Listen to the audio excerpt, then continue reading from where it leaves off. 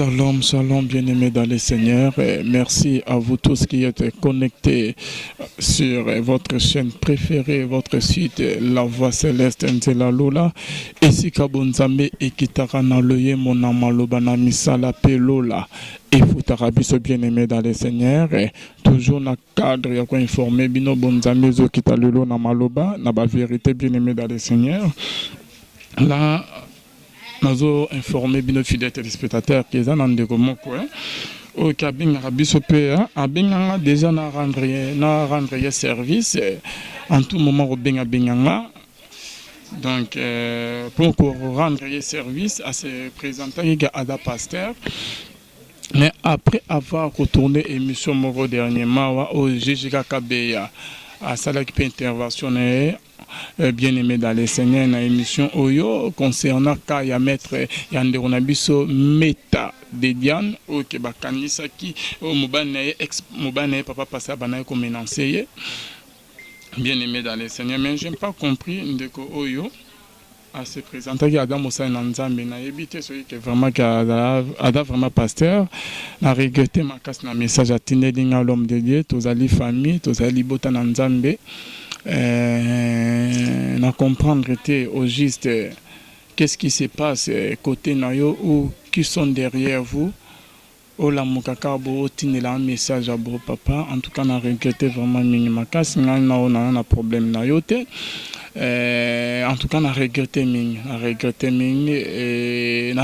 le sous na ba service au banako singanga ke na rendre yo. En tout cas, Nzambe ya lola amona yo. Bien aimé dans les Seigneurs, après avoir retourné mission à GGK, ndeko yo en tout moment benga kanga atineli un message na kanda vraiment nazotanga je crois mais que bozo mona le temps que Nathan a bienvenue Biano a commis bonsoir Monsieur Béa. Je vous envoie ce message pour vous informer que j'ai regardé votre dernière vidéo avec nos collaborateurs et nous avions constaté que vos invités insultent les hommes de Dieu de Suisse et d'ailleurs dans ce qui n'en a message des Amoulaï à lobby. Vos invités insultent les hommes de Dieu de Suisse. L'homme de Dieu, avant que le sera un message. D'ailleurs, je tiens à vous avertir que si vous osez prononcer mon nom, je vous fais mettre en prison. Je lis. Oui, bienvenue au lobby. Ok. Donc, ce sont les caprices techniques bien-aimés dans les Seigneurs. Je lis ce que ce pasteur m'a écrit hier, bien-aimé dans les Seigneurs. Nazokita, je tiens à vous avertir. Je tiens à vous avertir que si vous osez prononcer mon nom, je vous fais mettre en prison avec vos invités. Nazokita, parce que je suis également un homme d'affaires, mais aussi un homme politique. Et j'ai des connaissances solides au Congo. Il me suffit d'un seul coup de fil pour vous atteindre, Moussa Nanzambi. C'est un homme de Dieu, un pasteur.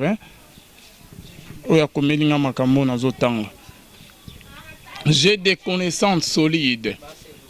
Nabanela, message à un homme de Dieu, dont les pasteurs se présentent lorsqu'il y a un homme d'affaires. Je suis également un homme d'affaires, mais aussi un homme politique. Et bon, et j'ai des connaissances solides au Congo. Il me suffit d'un seul coup de fil pour vous atteindre. Ne critiquez plus jamais les hommes de Dieu. N'insultez plus jamais les hommes de Dieu que vous ne connaissez pas. Je ne vous connais pas. Mais c'est vous ne me connaissez pas. Et lorsque vous m'appelez, tu m'appelez en tout moment. Et M. Kabeya ne me connaît pas alors. Si vous voulez ne pas faire au minimum une année de prison avec torture, méfiez-vous. Merci beaucoup, bien-aimés dans les Seigneurs. Ndeko, alobi na koyede pe ndeko. Oya alobi que si vous osez prononcer mon nom, a biso na prison, na ba invité nanga. Mais nazo mirampe na kotanga na kombo papa kotisanga na prison. Comment ya papa oya komeli nga message oyo. Nazo tanga kombo ya muta komeli nga message oyo. Comment na Platini Canon. Bandeko bazana bazola na biso. Botala soki vraiment azali vraiment pasteur kuna na Suisse. Comment na papa oyo ke atine biso ba message oyo nga message azo intimider nga bien aimé dans le Seigneur. Message là qu'est-ce que papa azo intimider nga. Toza na deuxième république de l'homme de Dieu. Yebang. Toza na série wa ya deuxième république. Toza na pays moro ya loi. Toza na pays moro ya loi bien aimé. Ozola nanga. Natani komona. Oyo akomeli nga message natani komona Platini Canon. Réalisateur edenga bimisa vraiment komona bande obamona boko ke no bobeti Facebook na komoyo boko mona elongi na ye. Bomone elongi na ye akangi misu nete azo prier. Libosa présence ya Nzambe azo prier bomona ka elongi na ye ke on dirait que Nzambe avant de rendre na ndaku na ye. Bien aimé dans le Seigneur, kombo na ye Platini Canon. Mutakomeli nga message eza papa Platini Canon azala na Suisse. Alors biso totan kombo na ye akocha biso na prison. Eh bien nga natangi kombo ya papa Platini Canon oya tineli nga message. Comme ça papa aya kocha biso na prison. Pe ala kisake place nini ba invité nanga ba finga ki batanga ki kombo ya ba pasteur. Oyo papa ozolo. Je ne sais pas qui sont derrière vous. To banani batini yo papa. Net yo, olobi oza homme d'affaires. Oza na ba connaissance awa na mboka na biso. Il suffit que obenga. Benga no papa. Mais moi, oyo nazana ye aleki ba connaissance nyonso to ya sa mokili. Naza mwana nzambe na tout à tolo tete non na ba connaissance bonabo. Mais Jésus-Christ le roi des rois. Oya leki nyonso to ya mokili. Netu yoza pasteur, otie ba connaissance na onde liboso ke okotisa biso na prison. Papa tozo zelo okotisa biso na prison. Nga na connaissance ya makasi Jésus-Christ de Nazareth. O ke to priara, o to samela butu moi. Na ebite papa soki ke oji sozo lukanini. Nazo zela naza vraiment prêt ya kosamba nga na yo. Nazo pesa kuta adresse na tinelo yo na imo. Donc netu lobi ko kanisa biso. Na bandeli du soso, papa Lobi. Si je tiens à vous avertir que si vous osez prononcer mon nom, je vous fais mettre en prison avec vos invités. Parce que je suis également un homme d'affaires, mais aussi un homme politique. Tozana mboka mibeto papa jamais batika ozwaka muntu na neo yozo kanisa bazuye batie na prison bakepe ko nyokola ye ko monisa ye passe yo muntu oza mosali na Nzambe un pasteur à qui j'ai beaucoup de respect. Est-ce que comme message à bobande bazolanda biso bien sûr bien aimé un pasteur comme makamaboye na habité sur aux pasteur parce que moi je me rappelle lorsqu'on benga on se présentait aux pasteurs. Boke na Facebook na comme on est Platini Canon yango na ezobima bo lukaye vraiment na Facebook bo comme on est papa oki akomeli biso message oyo un homme déjà rolling souffrance à moninga. OK nazo kita le sous na se. J'ai des connaissances solides au Congo. Il me suffit d'un seul coup de fil pour vous atteindre. Papa Benga. Benga, tu es dans mboka ya Congo. Moi, je suis prêt. La conversation, tout au solo na yo. Pour votre information, na tika déjà na ba avocat nanga à qui je salue maître Doli Mwanza, maître Mukwaya. Je te salue, pe maître papier, bazan déjà na ba document nyonso ba conversation na ba message nyonso to tinaki. Moi, je suis un journaliste papa. Comme ça yo okola kisabiso na émission nini nga na tang komono na fingi yo toi ça to relaxa biso na ba émission nini ba invité na nga ba loba en cas général ne bible zo ba ke dénoncer les faux hein olakisa biso na émission ni atande ba invité ba ya redénonçant na émission ni ba invité batangaki ba kombo ya ba pasteur rose na yebite soki bango moto batindi okomela biso message ke ba fingi bango ba pasteur à Suisse. Il y a des vrais serviteurs on a respecté en mboka wana Suisse bazaming. Mais parmi les vrais, il y a aussi les faux. Mais tu tout tikali ko tanga komo ya serviteur moko te kombo na que toi insulter. Na peut se comprendre. Nino insulter, un verbe insulter quand on a dictionnaire na tanga signification. Il y a insulter. On verra autant on bien bon comprendre. Atta que ceux qui ba inviter na ngai. Baye nande yozo ba ke bazo insulter. Lorsque Gigi Kazo Loba Jika n'avait pas insulté. Jika Atikali Kotanga Komo ya serviteur. Mon côté que Afinga non. A lobby n'a cas général. A lobby ming pas serviteur. Tous autres Sabino vidéo bien aimé dans les Calamine avec permission à réalisateur. Même si mes invités que Baye ba déborder ma loba. Les propos tenus n'engue to message Koloba. Et ça répond à journaliste et engageraka monto à l'objet auteur ou yabimisi ba propos wana bien aimé. Est-ce que moninga quand Jijika linga débordé nazo pixé nazo côté ba pasteur ngana fingi na tikali ko finga te papa. En tout cas pour na procès na yo toza vraiment prêt na ba avocat na biso nyons tout total déjà toza vraiment prêt papa porter biso plainte to samba to komona suko ke na mboka oyo vraiment il y a solo loi ils a la raté tout le monde parce que besoin finir ça ko Congo ils ont demandé que mboka mo loi ils a la ngote bato sa loi te non et dans na ba konzi baza na mboko ba respecter la loi et dans na ba konzi mboka na biso ils a déjà un changement déjà ils ont qu'un changement ils a déjà un changement comme maman comme il y a deuxième république wana te na mikolo na RDC c'est wana ezaki république des Zaïre dans la république démocratique du Congo papa ce que zo bosana benga bazwa biso ka bo bacha biso na prison okoye bake Bible zoloba na Exode nzamba zoba na Moïse j'endurcirai le cœur des pharaons tinasé et le monde azo sepena on a bi nzamba yo lobake les Égyptiens sauront que je suis l'Éternel. Je crois bien que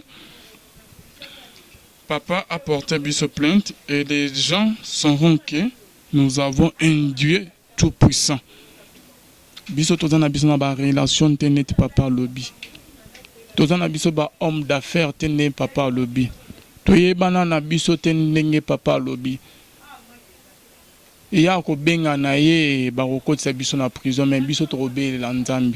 Et les gens sauront que nous avons un Dieu tout puissant.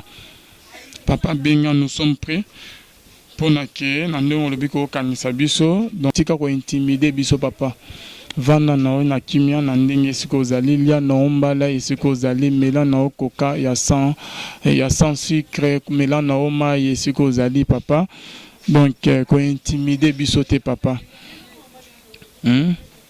et dans la vidéo moko te kenga na tika otanga kuma serviteur mo na fingi et dans la vidéo moko te kenga na tangi komo na fingi yo donc na tangi komo no parce que nazo tanga message na otinelinga il s'agit bien de papa na biso Platini Canon Platini na bande union tout bazar nezo komama Platini Platini Canon Canon neza NKANO Platini Canon bobeta na Facebook beaucoup mon na papa on oyo ki azo menacer biso un serviteur de Dieu beaucoup ya ki bonzambe katina ye oyo akumiseli biso nzambe te mais azo kumiseli biso ba relation azanango bien si papa tozozela porter biso plainte baya kozwa biso to samate bacha biso na prison na ebité parce que j'ai essayé un peu ya se renseigner qu'on a en Suisse boyebi pasteur moka komeninga mais Platini Canon balobi ke bayebi yote mais ba misu bayebi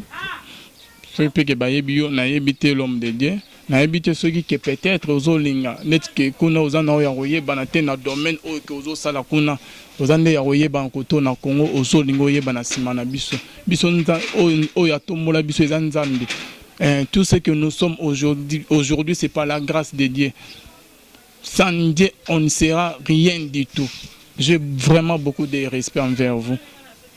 Dans le modèle aujourd'hui, un appareil. Non,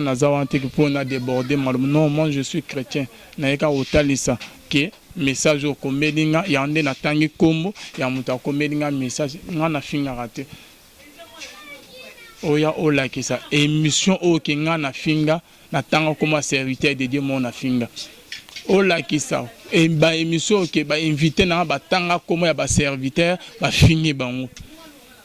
Ezala que so jijika lobaki bon ngamutu na lobaki ngote. Pourquoi qu'on s'attaque nanga?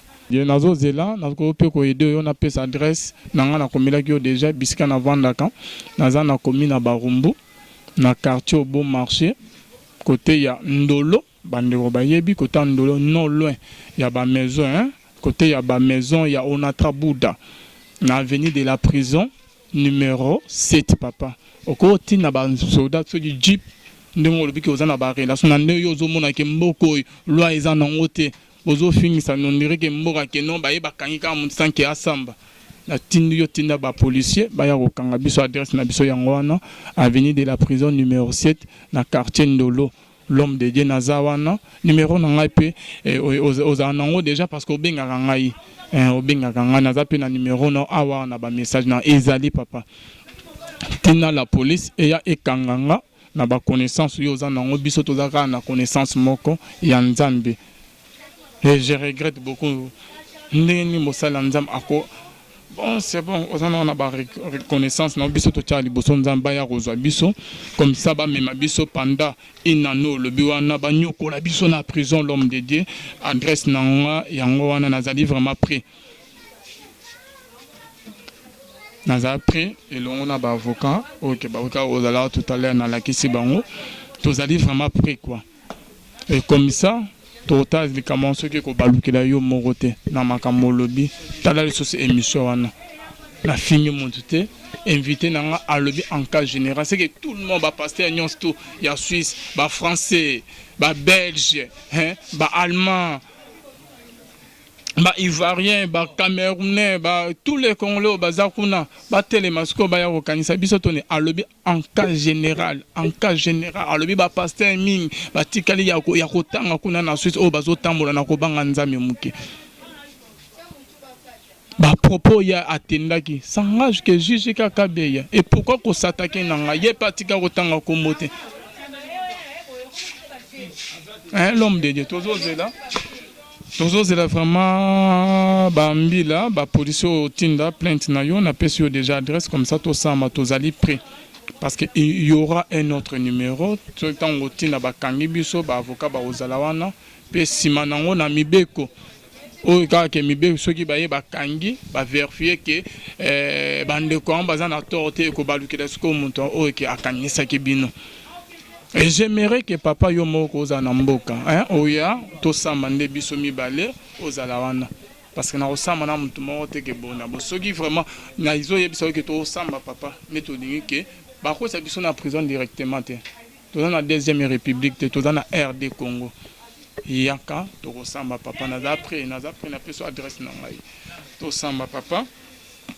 C'est bon, message na nyana Alexa yangwana na ba menace oyo papa azo intimider biso. Donc un homme de Dieu versé dans les Écritures Montonaki Bonzambe, un oint de l'Éternel à qui j'ai beaucoup de respect. Pasteur Platini Kano, na ba relation na politique ici fina bengakaka. Biso tonyo kama na biso ka problème exact. Nzamba zali papa Platini Canon. Merci beaucoup fidèles téléspectateurs mais to la nana extrait pour reçu qui ça. Total est-ce que Jijika émission to salaki eza pour nous sauver ndeko na biso meta de Diane. O ya na mobalo azonyo kola e. Ou to sali mabe. Est-ce que Jijika lobaki mabe extrait mon ko ya émission, il y a intervention, il y a Jijika et on se retrouve tout juste après pour désannoncer cette émission, rien que la vérité. Réponse, aïe, trouver ces droits de réponse, ameka kolobanaï, ameka kopesa ndenge sengeli, na article 68, il y a loi sur la presse, et l'obi makamba droit de réponse.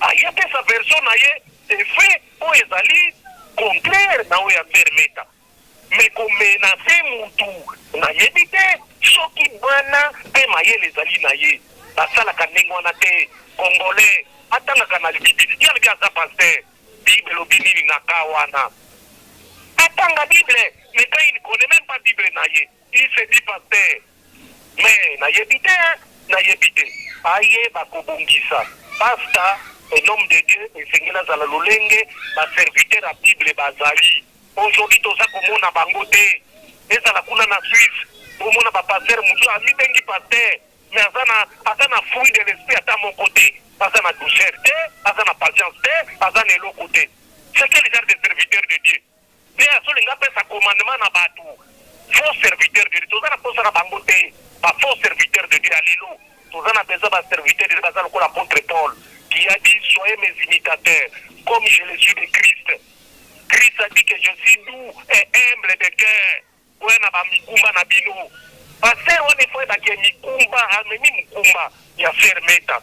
Babongisa. Faudrait pas bananzambe basilisa ba prendre ka ba différent na bango en public apôtre Paul lobaki yango. Utobimisa elongi alors que muta présenter fait.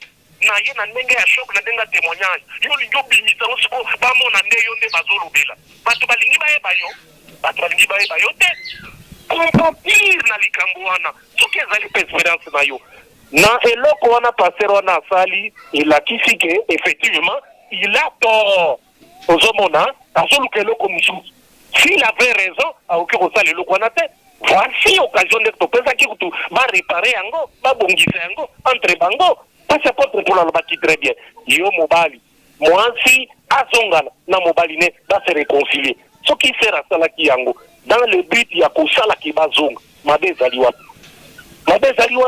donc bapaster na biso ya lelo bakoma balukuta baexpérience ya mabe surtout na poto kuna beaucoup sont des aventuriers il faut tolobaka yango clairement ce sont des aventuriers bayebi na bango loba nzambe te nous sommes plus pasteur, plus serviteur de Dieu.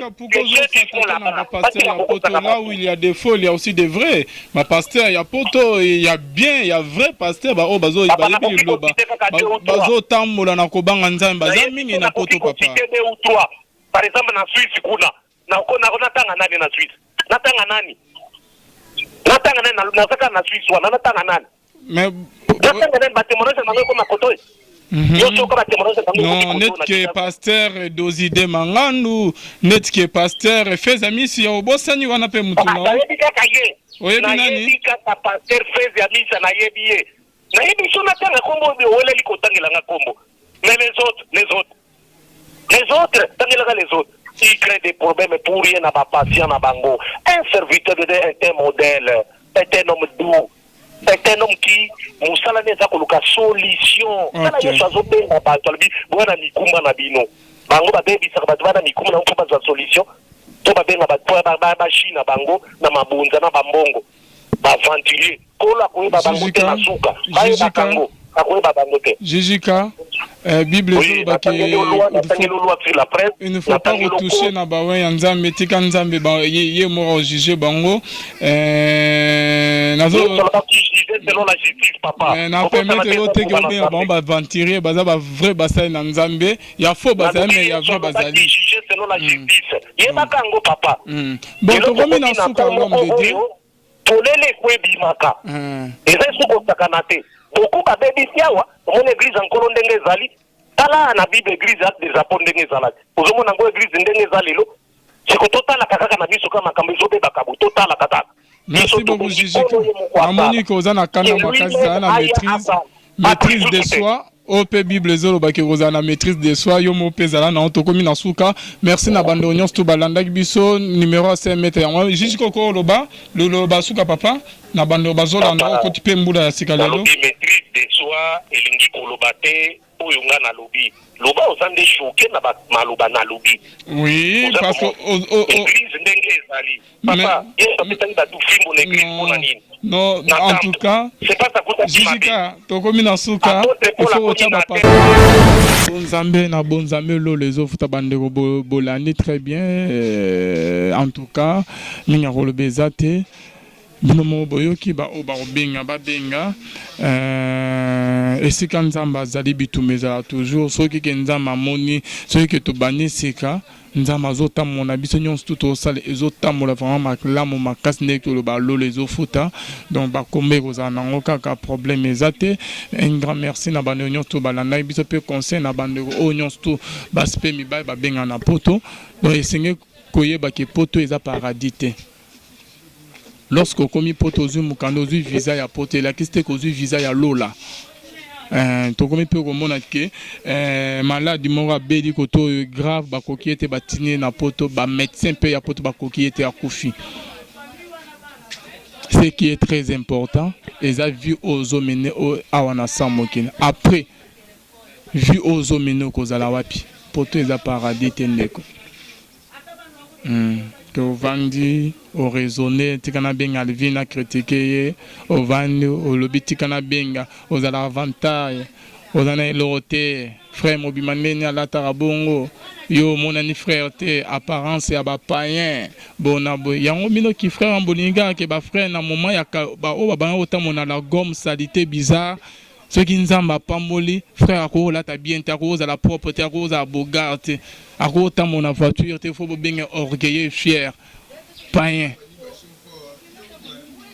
parce mo pesi ya ba richesse nyonso to ezande tata na biso te nzambe mozali sina nyonso ne yende apesa nyonso papa lo tanki nazana nzambe tanki nazota mona robanga nzambe na ibe alliance na sana nzambe j'aime pas droit à l'erreur na kotika la ko souffrir te lobaki na bunga nzela na nzambe na kotika la ko souffrir te na tika la kozanga te nzamba ko toucher toujours ba oyaye ba o ba message toujours ko aider biso bo benga biso bo aider et kozala vraiment bien makasi émission na bino chaîne na bino la voix céleste et kene liboso na contribution na nzambe ya lola o tozala naye o azala na biso zo tamola na biso partout a commis mon na ba vie na bino bien aimé dans le Seigneur toluka kozwa visa ya lola ke visa ya poto zwa no visa ya poto vana no na poto metamola na robanga nzambe poto eza fin du monde eza paradis te yebe lo rozo sala yeba nini ozo sa yeba nini ozo luka yeba nini ozo loba na nyonso ozo sa yeba ke nzambe azali omoni moyibi soka zo yiba aya na ndako azokota azota de gauche droite soki ke bazotala ye frère pe soki akoti na hotel ke ake osumuka na ser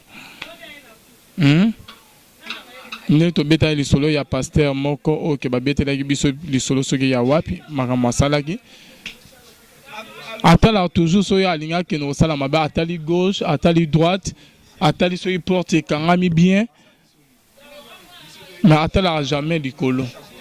Or que moto akosamisa biso or que moto akokondane biso akotinda biso na enfer moto alingi biso koleka biso nyon tout le monde na moke eza nzambe esenge ntango ozosala mabe otala likolo oloba non nzambe azotala ngai yaya nalinga bino toujours makasi merci na bandeko baninga alvia partout dans le monde na Europe Amérique Asie partout Afrique en tout cas merci beaucoup na ndenge ke bobenga biso bo soutenir vraiment biso nzambe alola amona bino ba ope bazoluka babunisa musana nzambe oyo nzambe akota